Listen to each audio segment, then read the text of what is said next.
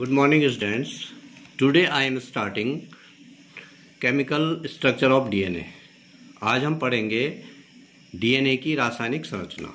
DNA की जो रासायनिक संरचना होती है उसके लिए जो रॉ मटेरियल्स होते हैं, सबसे पहला जो उसके लिए कच्चा पदार्थ है वो है नाइट्रोजनी क्षार, नाइट्रोजनस बेस।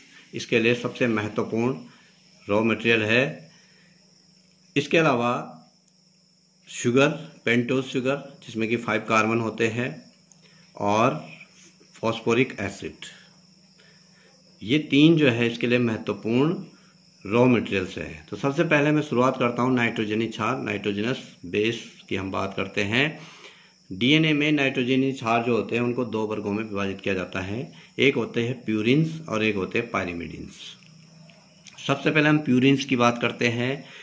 प्यूरिन्स जो होते हैं डीएनए में 2 प्यूरिन्स पाए जाते हैं। एक होता है एडेनिन और दूसरा होता है ग्वानिन।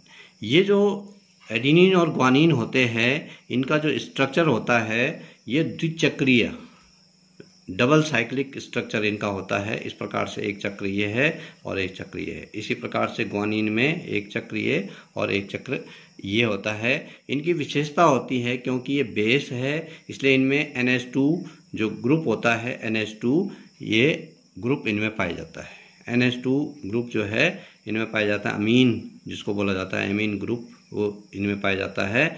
और इनमें ये जो है डबल साइक्लिक स्ट्रक्चर बनाते हैं एडेनिन और ग्वानिन।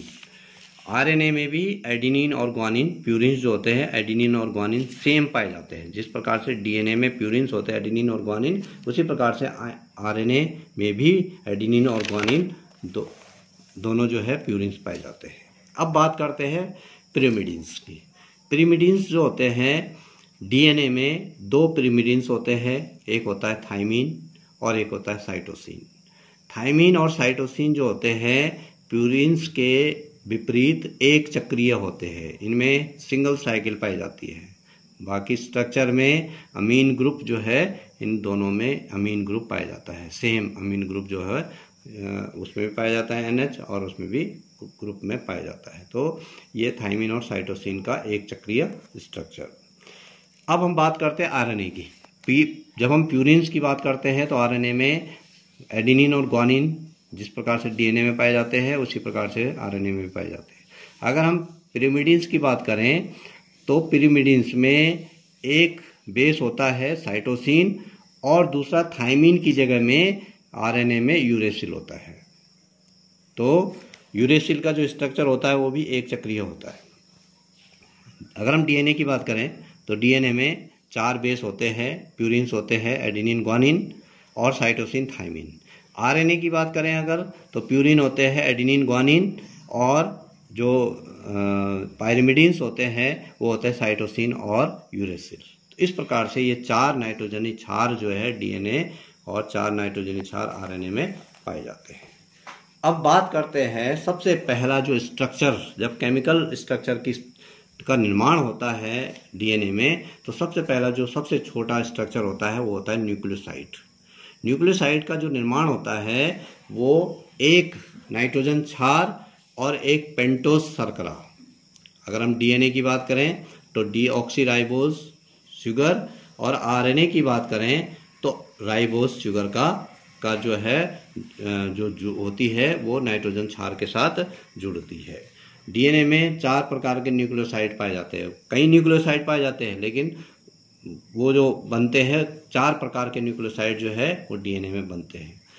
अगर हम बात करें एडेनिन की, एडेनिन जब डीऑक्सीराइबोज शुगर के साथ जुड़ती है तो ये बनाती है डीऑक्सी एडिनोसिन। ये एक न्यूक्लियोसाइड है। दूसरा, ग्वानिन के साथ अगर डीऑक्सीराइबोज शुगर जुड़ती है तो ये न्यूक्लियोसाइड बनता है डीऑक्सी ग्वानोसिन। और अगर साइटोसिन के साथ डीऑक्सीराइबोज शुगर जुड़ती है तो ये बनाता है डीऑक्सीसाइटिडीन, डीऑक्सीसाइटिडीन ये बनाता है। और अगर थाइमिन के साथ डीऑक्सीराइबोज शुगर जुड़ती है तो ये बनाता है डीऑक्सीथाइमिडीन। तो ये 4 जो न्यूक्लियोसाइड होते हैं deoxy adenosine, deoxy guanosine, deoxycytidine, deoxythymidine. RNA की जब हम बात करते हैं तो आरएनए में जो डीऑक्सीराइबोस शुगर होती है उसकी जगह में केवल राइबोस शुगर होती है, और उसमें जो 4 न्यूक्लियोसाइड बनते हैं, एक बनता है एडिनोसिन, दूसरा बनता है ग्वानोसिन, तीसरा बनता है साइटिडीन, चौथा बनता है यूरिडीन। थाइमिडीन की जगह में यूरिडीन जो है आरएनए में बनता है। तो इस प्रकार से ये न्यूक्लियोसाइड की संरचना का निर्माण होता है। उसके बाद जो है न्यूक्लियोटाइड की बात करते हैं हम। न्यूक्लियोटाइड जो होते हैं, नेक्स्ट जो संरचना बनती है न्यूक्लियोसाइड से ही न्यूक्लियोटाइड का निर्माण होता है। न्यूक्लियोसाइड के साथ जो न्यूक्लियोसाइड बने, एक नाइट्रोजन बेस और शुगर के साथ फास्फोरिक एसिड जब जुड़ जाता है तो न्यूक्लियोटाइड का निर्माण होता है। हम ये कह सकते हैं एक नाइट्रोजन क्षार, एक पेंटोस शुगर और एक फास्फोरिक अम्ल जब आपस में जुड़ते हैं तो इनके जुड़ने से न्यूक्लियोटाइड का निर्माण होता है। डीएनए में जिस प्रकार से 4 न्यूक्लियोसाइड होते हैं उसी प्रकार से डीएनए में 4 न्यूक्लियोटाइड भी होते हैं। अगर हम एडेनिन की बात करें, एडेनिन के साथ डीऑक्सीराइबोस शुगर जब जुड़ती है तो और उसके साथ H3PO4 फास्फोरिक एसिड जुड़ता है। एडेनिन, डीऑक्सीराइबोस शुगर और H3PO4 फास्फोरिक एसिड, जब ये तीनों एक साथ जुड़ते हैं, ये वाला जो पोर्शन है जो है न्यूक्लियोसाइड है, पूरा का पूरा न्यूक्लियोटाइड कहलाएगा। ये न्यूक्लियोसाइड तो है ही, इसके साथ एक फास्फोरिक एसिड जुड़ जाता है तो ये न्यूक्लियोटाइड कहलाता है। और एडेनिन के साथ अगर ये जुड़ता है तो ये बनाता है डीऑक्सी एडेनिलिक एसिड। ग्वानिन के साथ डीऑक्सीराइबोस शुगर और फास्फोरिक एसिड जुड़ता है तो ये बनाता है डीऑक्सी ग्वानिलिक एसिड। साइटोसिन के साथ जब डीऑक्सीराइबोस शुगर और फास्फोरिक एसिड जुड़ता है तो ये बनाता है डीऑक्सीसाइटिडिलिक एसिड। और थाइमिन के साथ जब ये जुड़ता है डीऑक्सीराइबोस शुगर और H3PO4 तो ये बनाता है डीऑक्सीथाइमिडिलिक एसिड। इसी प्रकार से आरएनए की जब हम बात करते हैं तो आरएनए में डीऑक्सीराइबोस शुगर के स्थान पर राइबोस शर्करा होती है। तो इसमें जो 4 बनते हैं, एक बनता है एडेनिलिक एसिड, एक बनता है ग्वानिलिक एसिड, एक बनता है साइटिडिलिक एसिड और एक बनता है यूरिडिलिक एसिड। इस प्रकार से 4 न्यूक्लियोटाइड का निर्माण इसमें होता है।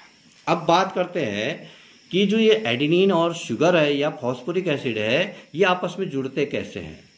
होता क्या है इनमें जो एक हाइड्रोजन होता है, हाइड्रोजन बॉन्ड आपस में जुड़ते हैं ये, और जब ये जुड़ते हैं, जैसे शुगर के साथ जब ये जुड़ता है तो ये हाइड्रोजन OH के साथ जुड़ता है और वाटर का निर्माण करता है और एक बंध बनाता है। ये जो नाइट्रोजन जो बेस है, ये जब शुगर के साथ जुड़ता है, डीऑक्सीराइबोस शुगर के साथ जब ये जुड़ता है तो वहाँ पर जो बॉन्ड बनता है उसको ग्लाइकोसिडिक बॉन्ड कहा जाता है। ग्लाइकोसिडिक बंध, ये जो बंध है, इस बंध को ग्लाइकोसिडिक बॉन्ड कहा जाता है। और जो शुगर है जो फास्फोरिक एसिड से जुड़ती है जिस बॉन्ड से, उस बॉन्ड को बोला जाता है फॉस्फोडाइएस्टर बॉन्ड। फॉस्फोडाइएस्टर बॉन्ड उसको बोला जाता है। इस प्रकार से ये किसी बॉन्ड से जो है ये एक दूसरे के साथ जुड़ते हैं। और यहाँ पर हम देख रहे हैं 4 न्यूक्लियोटाइड बने हुए हैं।